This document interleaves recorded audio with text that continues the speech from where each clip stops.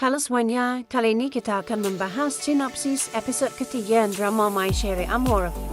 Anu dengan antusias memberitahu kong kakaknya untuk menggunakan jam makan malam di rumah mereka. Soalnya nih Kaja mau membahas tentang kontrak kerja dan bisnis dengan Anu. Pong seketika khawatir dan langsung menelpon Wichai tengah malam untuk meminta bantuannya untuk acara makan malam nantinya. Keesokan paginya, Wichai bertemu dengan klien toko emas di pengadilan. Gadis itu tampak tegang, terutama karena roknya terkena noda, dan itu menunjukkan kalau ia pertama kali datang ke pengadilan. Wichai dengan lembut meyakinkannya untuk tidak perlu mengkhawatirkan masalah penampilan. Tepat saat itu juga, mereka mendengar suara ribut di tangga.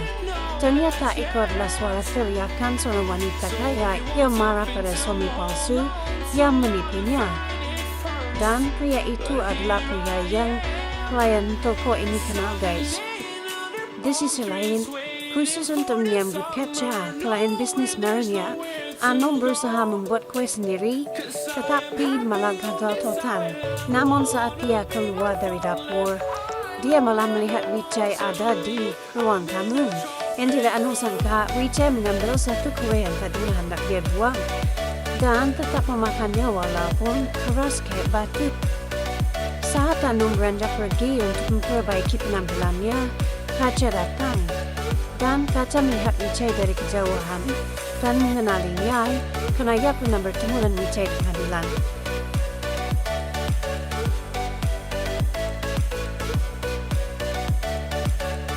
Sementara menunggu Anong selesai mandi, Po menuangkan wine pemberian Kaja tadi untuk dirinya sendiri, Prasit dan Wichai. Namun Wichai menolak minum soalnya lagi sariawan. Mendengar itu, Prasit memberinya sirup obat sariawan yang warnanya mirip dengan wine. Sekalian, Prasit juga menuangkan sedikit sirup obat itu ke wine untuk Anong dengan tujuan untuk mengetesnya. Anu mulai merasa ada yang aneh dan saat itulah dia melihat kelasnya Wichai paling beda dari mereka. Dalam saja hal ini membuat Anu langsung kesal terutama pada Wichai. Karena mengira ini adalah idenya Wichai. Merasa bersalah, Prasit langsung meminta maaf pada Anu dan mengaku bahwa ini adalah idenya, bukan Wichai.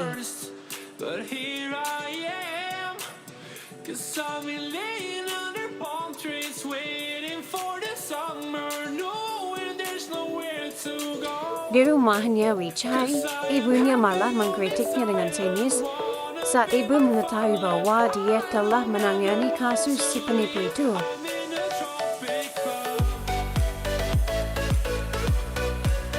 Dan langsung pergi menenangkan diri ke rumah Choi. Kebetulan di sana dia bertemu dengan Chaton, adik tiri suaminya Choi, yang ternyata ada relasi gadis klien toko emas. Chaton mengaku bahwa dia sudah diberhentikan dari toko emas karena pemilik toko mengira kalau dia komplotan si penipu. Dari percakapan mereka inilah Chaton mengetahui bahwa pria yang dikenal itu memiliki beberapa nama samaran. Chaton mengaku bahwa pria yang dia kenal dengan nama Anand tersebut mengenal banyak diplomat dan sering mengambil perhiasan di toko mereka untuk dijual pada istri duta besar. Saat beberapa perhiasan dikembalikan ke mereka, para wanita kaya itu mengira bahwa Anand mencuri perhiasan itu dan dijual pada toko emas mereka. Makanya toko emas mereka kemudian dituduh menjadi penada barang-barang curian. Karena Chaton yang biasanya menyiapkan perhiasan-perhiasan yang dibawa Anand, rupanya pemilik toko emas mencurigainya sebagai komplotan dan langsung memasaknya. Lalu saat Anand mengetahui bahwa dia akan bersaksi di pengadilan, dia menulis surat untuknya yang isinya memohon padanya untuk tidak bersaksi melawannya. Surat itu ditulis di selembar kertas notebook sebuah hotel yang sontak mengingatkan Wichai akan kasus sebuah hotel yang menggugat staf kedutaan karena si staf tersebut mendadak menghilang begitu saja dan tidak membayar tagihan hotelnya setelah tinggal di sana selama berbulan-bulan. Wichai sepertinya mengenali tulisan tangan ini tapi tidak ingat lihatnya di mana. Namun saat saya memberinya kartu namanya Anand, dia seketika mengenali alamat dan nomor teleponnya. Wijay pun langsung bergegas ke rumahnya Anu untuk membandingkan tulisan tangan Anand dan kaca, dan mendapati kedua tulisan tangan itu sama persis. Tak lama kemudian Wijay membawa Anu ke alamat kaca di sebuah ruko kosong, tapi sepertinya orang tidak ada di dalam. Maka Wijay langsung saja mendobrak pintunya dan mendapati tempat itu memang sudah ditinggalkan dengan kabut biru.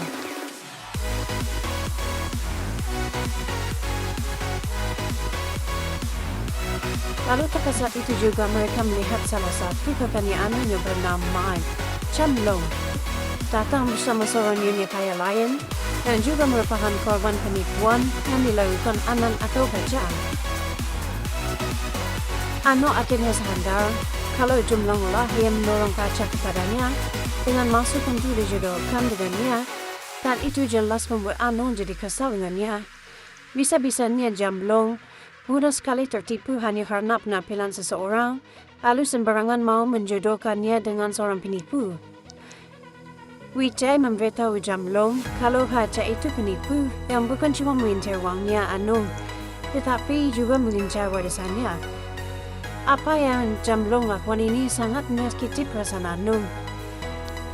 Parahnya lagi, bahkan sekalipun sekarang Chamlong sadar dirinya salah, dia malah lebih mengkhawatirkan nasib dirinya sendiri. Makanya dia memohon pada Anu untuk tidak mengadukannya ke Pong. Bahkan berani mengatai Wijay karena dia khawatir Wijay akan mengadukannya ke Pong dengan maksud untuk mendorong adiknya ke Anu. Bila saja Anu sangat kecewa pada Chamlong, Wijay adalah orang luar, tapi dia malah jauh lebih peduli dengan melindunginya dibandingkan kakaknya sendiri. Kejadian hari ini membuat Anu jadi semakin kagum dengan Wijay. Saat Praset mendengar masalah ini, dia langsung memuji-muji Wijay sebagai pahlawan super yang lagi melindungi Anu dari orang jahat.